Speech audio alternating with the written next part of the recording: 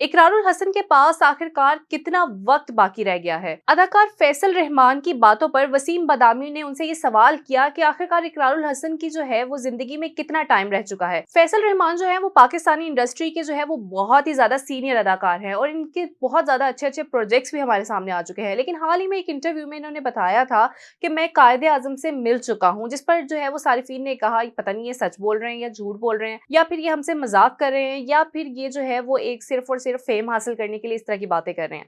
जिस पर हाल ही में उन्होंने जो है वो एक शो में दोबारा से ये बात की कि जब मैं 10 साल का था तो उस वक्त मैं कायदे आजम से मिला था, जिस पर वसीम बदामी ने उनको कहा यानी कि अब जो है वो आपकी उम्र 88 ईयर्स हो गई होगी। जिस पर उन्होंने कहा कि जी बिल्कुल मेरी एज जो है वो 88 ईयर्स ही है और मैं सिर्फ और सिर्फ इस वजह से नहीं लगता क्योंकि मैं अपनी हेल्थ का बहुत ज्यादा ख्याल रखता हूँ। इसके अलावा मैं अपने खाने पीने का बहुत ज्यादा ख्याल रखता हूँ। मुझे पता है कि कौन सी चीज जो है वो मेरी सेहत के लिए अच्छी है और कौन सी खराब है। मैं प्रॉपर एक्सरसाइज करता हूँ, अपनी चीजों पे जो है वो ध्यान देता हूँ। और उन्होंने कहा कि डेफिनेटली मैंने शादी इसी वजह से नहीं की ताकि मैं जो है वो हमेशा जवान नजर आ सकूं। अगर मैं शादी कर लेता तो अब मैं 88 ईयर्स की जो है वो उम्र तक पहुंचता ही ना। जिस पर वसीम बदामी ने जो है वो मजाकन उनसे कहा कि यानी कि फिर जो मेरा दोस्त है इकरारुल हसन, उसके पास कितना टाइम बचा है। याद रहे कि इकरारुल हसन ने जो अपनी पहली शादी की थी वो 2010 से कबल कुरुतुलैन से की थी, जो कि एक न्यूज कास्टर, और दूसरी शादी जो है उन्होंने फरहा से की थी जो कि न्यूज कास्टर थी, और इनकी शादी को भी जो है वो तकरीबन 1 दिहाई हो चुकी है। और जो उनकी तीसरी शादी है वो उन्होंने अरूसा खान से की थी जो कि एक न्यूज कास्टर है।